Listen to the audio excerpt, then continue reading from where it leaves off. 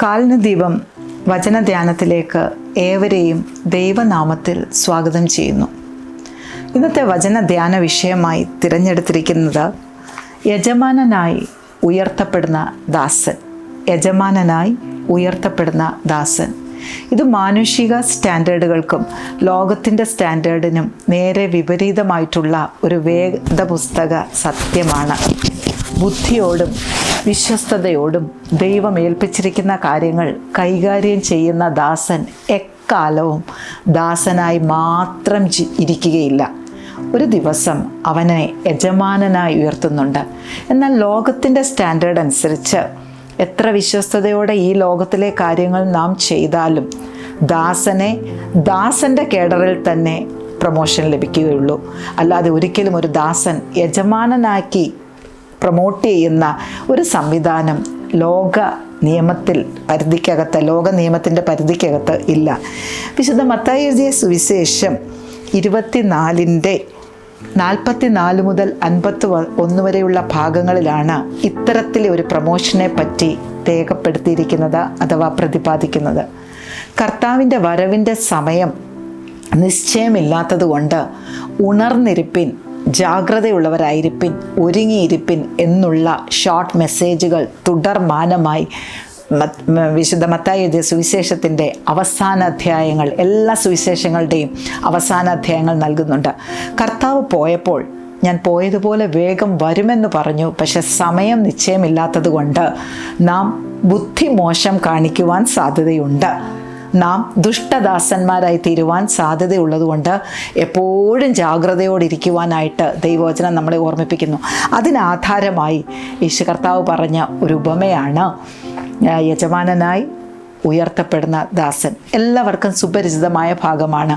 ഒരു ധനാഢ്യനായ യജമാനൻ ദൂരദേശത്തേക്ക് പോവുകയാണ്. 44 വാക്യത്തിൽ തുടങ്ങി പറയുന്നുണ്ട്. അവൻ ദൂരദേശത്തേക്ക് പോകുമ്പോൾ തൻ്റെ ഭവനത്തിൽ കുറേ ആളുകളുണ്ട്. അവർക്ക് തക്ക സമയത്ത് ഭക്ഷണം കൊടുക്കേണ്ടതിന് എല്ലാ കാര്യാദികളെയും ചില ദാസന്മാരെ ഏൽപ്പിച്ചിട്ട് അവൻ ദൂരദേശത്തേക്ക് പോയി. വരുന്ന സമയം അവൻ പറഞ്ഞിട്ടില്ല. ഇവിടെ 47 വാക്യം പറയുന്നു, ബുദ്ധിയുള്ള ദാസൻ. 46, 47 വാക്യങ്ങൾ. ബുദ്ധിയുള്ള ദാസൻ വിശ്വസ്തനായ ദാസനായിട്ട് യജമാനൻ ആഗ്രഹിച്ചതുപോലെ യജമാനൻ മടങ്ങി വരുന്ന സമയത്ത് ചെയ്ത് കാണുന്നു എങ്കിൽ അവനെ സകലത്തിനും യജമാനനാക്കും.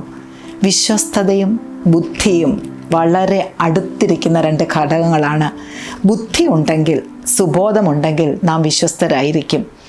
ഈ ലോകത്തിൻ്റെ യജമാനൻ ദൂരദേശത്തേക്ക് പോയതുപോലെ സർവശക്തനായ ദൈവം യേശു കർത്താവ് ഉയർത്തെഴുന്നേറ്റ് ആകാശത്തേരിൽ പോയപ്പോൾ താൻ പോയതുപോലെ മടങ്ങി വരുമെന്ന് പറഞ്ഞിട്ടാണ് പോയത്. എന്നാൽ ഈ ഭൂമിയിൽ ആക്കി വച്ചിരിക്കുന്ന നമ്മെ ഓരോരുത്തരും ഈ ഭൂമിയിലുള്ള മറ്റു വ്യക്തികളോട് തീർക്കേണ്ട ചില കടപ്പാടുകൾ, ചില ദൈവിക ഉത്തരവാദിത്തങ്ങൾ നിറവേറ്റുവാൻ ആവശ്യമായിരിക്കുന്ന എല്ലാ ഭൗതിക നന്മകളും നമ്മളെ ഭരമേൽപ്പിച്ചിട്ടാണ് പോയത്.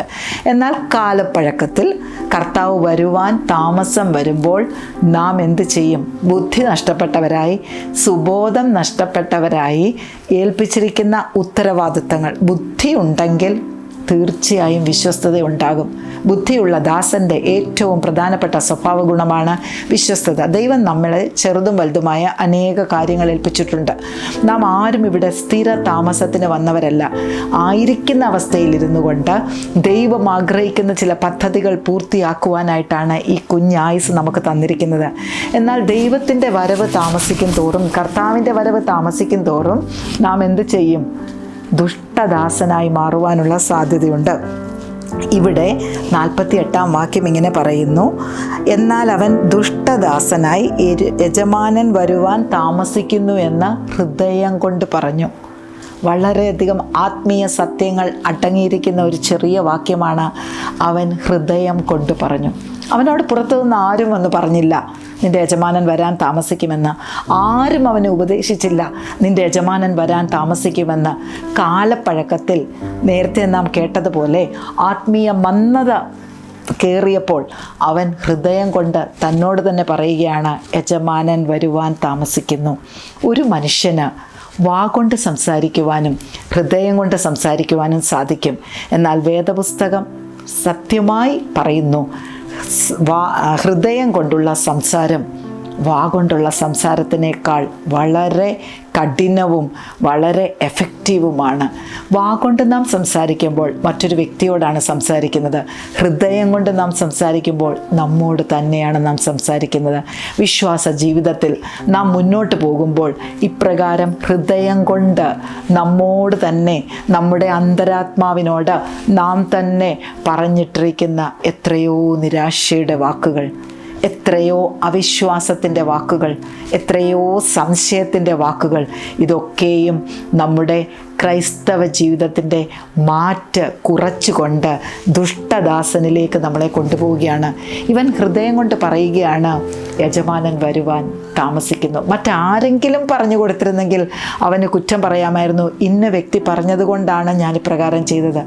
നോബഡി. ഇവിടെ അങ്ങനെ പറയുവാൻ ആരുമില്ല. അവൻ തന്നോട് തന്നെ സംസാരിക്കുകയാണ്, എൻ്റെ യജമാനൻ വരാൻ താമസിക്കുന്നു. അതുകൊണ്ട് എന്ത് ചെയ്തു? അവൻ്റെ വിശ്വാസം കുറയുന്നു, അവൻ്റെ വിശ്വസ്തത കുറയുന്നു.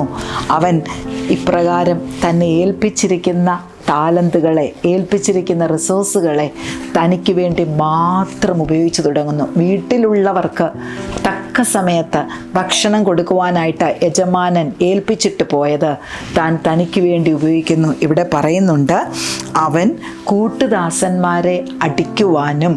ഒരു പക്ഷേ കൂട്ടുദാസന്മാരെ അടിക്കാൻ പോയത് എപ്പോഴാണ്? വിശ്വസ്തത നഷ്ടപ്പെട്ട ഭവനത്തിലുള്ളവർക്ക് ഭക്ഷണം കൊടുക്കാതെ താനായിരിക്കുമ്പോൾ, ഭക്ഷണം കൊടുക്കാതെ അവർ ബുദ്ധിമുട്ട് കാണുമ്പോൾ ചില കൂട്ടുദാസന്മാർ അവനെ ബുദ്ധി ഉപദേശിച്ച് കാണും. അവരെ ആയിരിക്കാം ഒരു പക്ഷേ അവൻ ഉപദ്രവിക്കുന്നത്. കൂട്ടുദാസന്മാരെ ഉപദ്രവിക്കുവാനും തൻ്റെ അധികാരം ദുർവിനിയോഗം ചെയ്യുവാനും അതിലൊക്കെ ഉപരിയായിട്ട് കുടിയന്മാരോടുകൂടി തിന്നുവാനും കുടിക്കുവാനും തുടങ്ങുന്നു. ആ യജമാനൻ കൊടുത്തിരിക്കുന്ന വലിയൊരു ഉത്തരവാദിത്വത്തെ ദുഷ്ടദാസനായതുകൊണ്ട് മാറ്റിവെച്ചിട്ട് തിന്നുകയും കുടിക്കുകയും ആഹ്ലാദിക്കുകയും ചെയ്യുന്ന ഒരു ദാസനായിട്ട് മാറുകയാണ്. എന്നാൽ നനയാത്ത നാഴികയിൽ യജമാനൻ വരുമ്പോൾ, യജമാനൻ പ്രതീക്ഷിച്ചത് തൻ്റെ ഭവനത്തിലുള്ളവർക്ക് അവൻ ഭക്ഷണം കൊടുത്തുകൊണ്ട്, കാര്യാദികൾ ക്രമപ്പെടുത്തിക്കൊണ്ട്, ദൈവം ഏൽപ്പിച്ച ദൗത്യങ്ങളെല്ലാം വിശ്വസ്തയോടെ കൈകാര്യം ചെയ്തു കാണും എന്ന് പ്രതീക്ഷിച്ചു വരുന്ന യജമാനന് അപ്രകാരം കാണാൻ സാധിക്കുന്നില്ലെങ്കിൽ അവനെ ദുഷ്പ്രവർത്തിക്കാരുടെ കൂടെ ഓഹരി കൊടുക്കുന്നതായിട്ട്, കരച്ചിലും പല്ലുകടിയുമുള്ള ഇടത്തിലേക്ക് തള്ളപ്പെടുന്നതായിട്ടും കാണാം. അങ്ങനെയെങ്കിൽ ഈ ദാസൻ്റെ സ്ഥാനത്ത് നമുക്ക് ഓരോരുത്തർക്കും നമ്മളെ ഒന്ന് ശോധന ചെയ്യാം. നാം ബുദ്ധിയുള്ള ദാസനാണോ, വിശ്വസ്തതയുള്ള ദാസനാണോ, അതോ ദുഷ്ടദാസനാണോ? ഇവിടെ ദുഷ്ടദാസനായി മാറുവാൻ വന്ന ഏറ്റവും പ്രധാന കാരണം കാലതാമസമാണ്. നാമും വിശ്വാസ ജീവിതത്തിൽ പ്രാണപ്രിയൻ്റെ വരവിന് വേണ്ടി നോക്കി നോക്കി ക്ഷീണിച്ചു പോകുമ്പോൾ, മടുത്തു പോകുമ്പോൾ ഉത്തരവാദിത്വങ്ങളിൽ നിന്ന് വ്യതിചലിക്കുവാൻ സാധ്യതയുണ്ട്. ഓരോരുത്തരെയും ഓരോ പ്രത്യേക ഇടത്തിൽ ആക്കി വെച്ചിരിക്കുന്നതിന് ദൈവം തമ്പുരാന് ഒരു പ്രത്യേക ഉദ്ദേശമുണ്ട്. നയമാൻ്റെ വീട്ടിലെ പെൺകുട്ടിക്ക് ഒരു ഉത്തരവാദിത്വമുണ്ടായിരുന്നു. പൊട്ടക്കിണറ്റിൽ കിടന്ന യോസെഫിനൊരു ഉത്തരവാദിത്വമുണ്ടായിരുന്നു. പ്രവാചകനൊരു ഉത്തരവാദിത്വമുണ്ടായിരുന്നു. അങ്ങനെ ഓരോരുത്തർക്കും വേദപുസ്തകത്തിൽ പുതിയ നിയമത്തിലും പഴയ നിയമത്തിലും ദൈവം ഉത്തരവാദിത്വങ്ങൾ തന്നാണ് വിട്ടിരിക്കുന്നത്.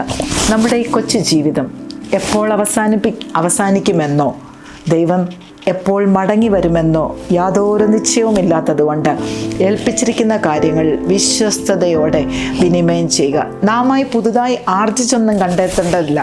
യജമാനൻ ഏൽപ്പിച്ച ചിലതുണ്ട്, അതിനെ വിശ്വസ്തയോടും ബുദ്ധിയോടും കൈകാര്യം ചെയ്യുകയാണെങ്കിൽ ലോകത്തിൻ്റെ മാനദണ്ഡങ്ങൾ തകിടം മറിച്ചുകൊണ്ട്, ലോകത്തിൻ്റെ പ്രമോഷൻ നോംസ് ഒക്കെയും തിരുത്തിക്കുറിച്ചുകൊണ്ട് ദാസൻ സകലത്തിൻ്റെയും യജമാനനായി മാറുകയാണ്. ഇവിടെ യജമാനൻ തൻ്റെ സ്ഥാനം വരെയും ഈ ദാസന് കൊടുക്കുവാൻ തയ്യാറാകുന്ന ഒരു ആത്മീയ സത്യമാണ് വിശുദ്ധ മത്തായി എഴുതിയ സുവിശേഷം 24-ാം അധ്യായത്തിൻ്റെ 44 മുതലുള്ള വചനങ്ങൾക്ക് കൈമാറുവാനുള്ളത്. നമുക്ക് പ്രാർത്ഥിക്കാം. സ്നേഹവാനായ നല്ല ദൈവമേ, ഞങ്ങൾ വിശ്വസ്ത ദാസരാണോ എന്ന് ഈ പൽക്കാലം ചിന്തിക്കട്ടെ. അങ്ങ് ഒരുപാട് കാര്യങ്ങൾ ഞങ്ങളെ ഏൽപ്പിച്ചിട്ടുണ്ട്. ഏൽപ്പിച്ചതിൽ ഞങ്ങൾ എത്രമാത്രം വിശ്വസ്തരായിരുന്നു.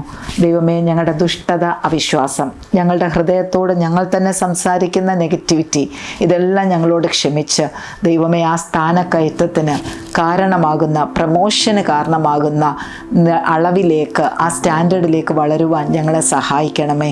ഈ വചനങ്ങളാൽ ഞങ്ങളെല്ലാവരെയും ശക്തീകരിക്കണമേ, ബലപ്പെടുത്തണമേ. യേശുവിൻ്റെ നാമത്തിൽ തന്നെ. ആമേൻ.